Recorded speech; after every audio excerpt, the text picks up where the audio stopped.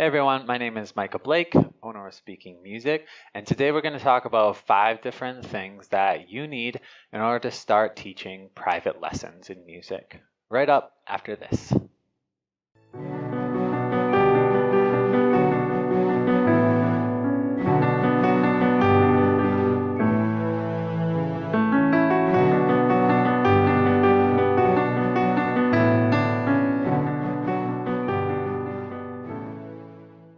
So if you're just thinking about starting lessons, these are 5 different things that I think every professional music teacher should have, and trying to be as professional as you can, even if you're just teaching friends or family or anything like that, will help you not make a lot of mistakes that normal people do when they start out.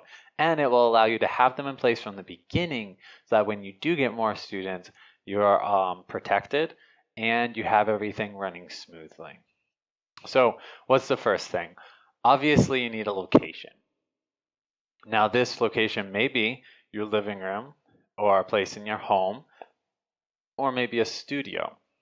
Now, probably you're not going to rent out your own studio right now, but there's a lot of places around that subcontract teachers. And pretty much what you would do is look at some of the music schools around, show them what you teach, how you teach, and see if you can actually have some of your students go there. There is huge benefits to having students at a studio and having students at home. Some of those things include a professionalism. Now you can, and it depends on how you do it, you can have it both ways, being more professional by doing it at home or more professional by doing it at a studio. Safety, convenience, there's a lot of different things, and that could take up an entire video in itself. But you do need a location. Usually, if you do it at a studio, they will have some of the instruments for you, such as a piano. If you're a piano teacher, they usually have that already there.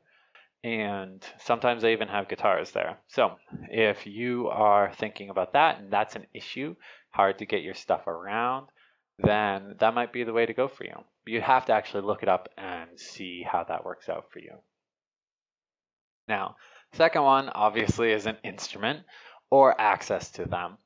Now, if you're just playing guitar, that's usually not a big deal, but you probably want 2 guitars because no matter how good of a student they are, oftentimes they will forget at some point.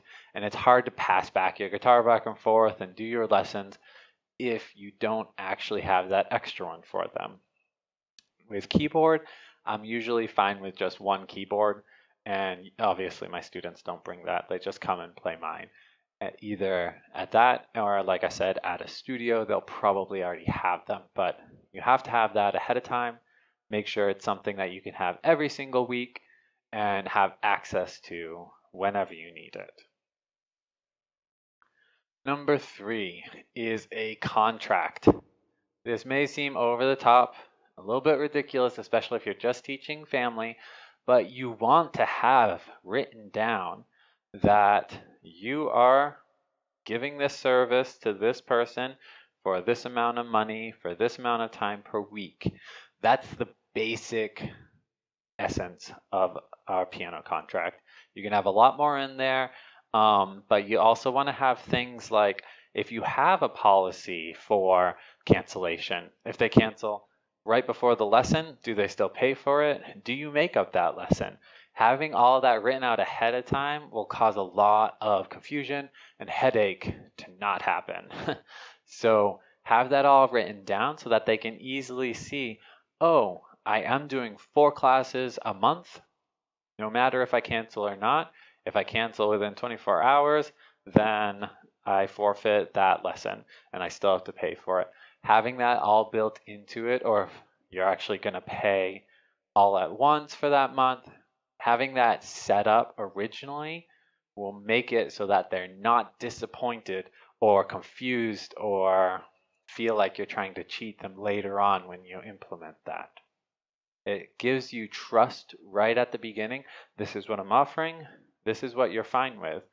And it will make it so everyone is much more happy and it makes it go so much smoother.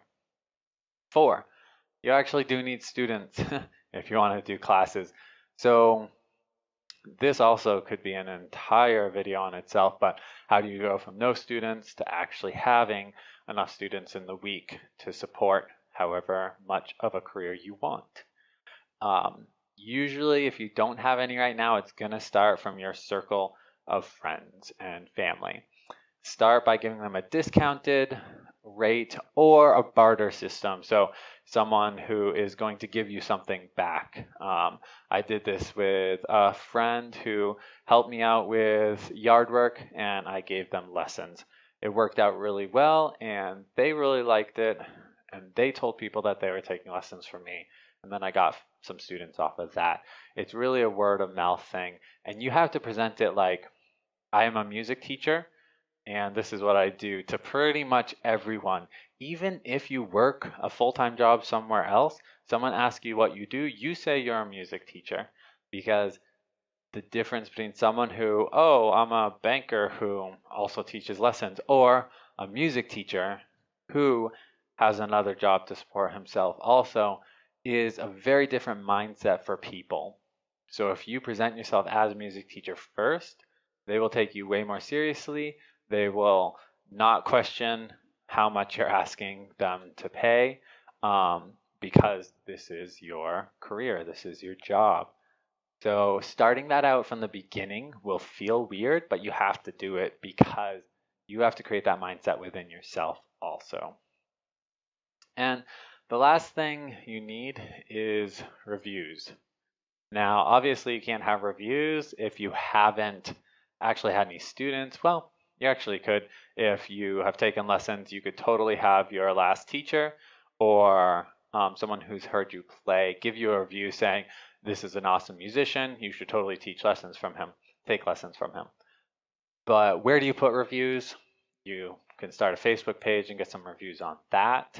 And there's different websites that help you get students. And obviously you need reviews on that, or else no one's going to think you're legit and send you more students. But reviews in this day and age are one of the most important things because it shows a social understanding of who you are. If you get a lot of bad reviews, everyone is going to believe that they're going to have that same experience. Now, someone with 5 stars, there's still a question in everyone's mind that, oh, well, maybe it's not going to work out for me, but you need that in order to have a social understanding of what you're doing and what your level is. So try to get those reviews from people who have actually seen you play music. Or if you have any students, totally ask them, send them out a monthly newsletter, and at the bottom just say, hey, I would love a review. This would help me out a ton, and point them to the website or wherever they can actually give a review so that they will feel like they're giving something back to you without giving you more money or anything like that, and it does help you out a ton. So thanks for watching this video. I hope this helps you out. If you have any questions about starting up a music business, I've been a teacher for almost 7 years now, both with, like I said, one-on-one students. I've had hundreds of one-on-one students and thousands of students online. So I understand what it takes to start a business, and I also have a family. I supported them full-time with just doing music for 3 years. And now I do other stuff on top of that, of course, but just music lessons is supported me for that many years. And you can do that too. It doesn't have to be just the bachelor who's crashing at someone's house that can be a music teacher. You can actually make good money in it. And if you are interested in what type of ways I did make money when I was a full-time musician, you can check out this video of 5 ways that I made money as a musician and see different ways that that actually worked out for me. So I do tons of tips and tricks for teachers, for musicians, and in my opinion, everyone is in between anyway. So totally subscribe if you're interested in that and hit that bell so that you get all of the notifications. Anyway, you have a great week and I'll talk to you later.